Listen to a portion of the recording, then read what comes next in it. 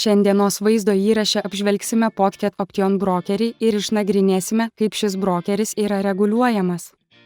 Prieš atsidarydami sąskaitą pas šį brokerį, patikrinkite šio vaizdo įrašo aprašymą, nes ten rasite informacijos, jei mūsų nuomonė apie šį brokerį pasikeis.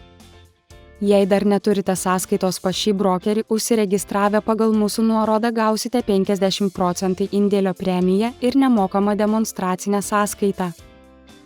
Podcast Option jau daugelį metų reguliuoja IFMRC. Tai privati bendrovė, kuri reguliuoja investavimo platformas.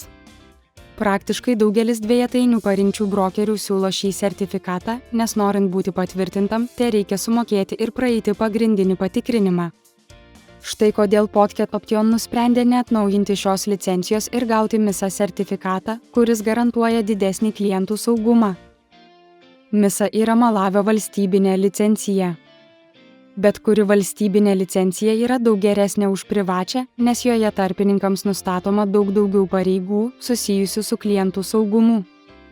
Ši licencija labai saugo klientus, kurie yra iš Malavio.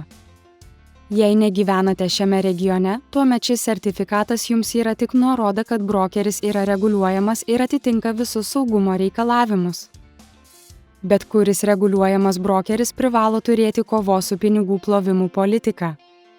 Todėl Podcast Option atveju prieš atsiimdami pinigus turite patvirtinti savo tapatybę ir gyvenamosios vietos adresą.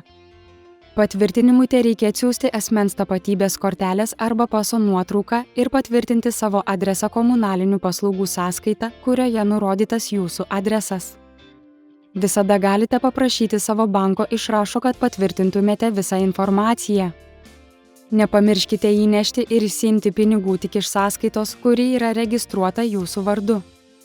Jei pavyzdžiui įnešite pinigus iš draugo sąskaitos, kyla pavojus, kad jūsų sąskaita bus užblokuota. Tikiuosi, kad iš šio vaizdo įrašo sužinojote viską, ko reikia. Aprašyme rasite specialią nuorodą į brokerį, kuri leis jums gauti 50% premiją prie savo indėlio ir nemokamą demonstracinę sąskaitą.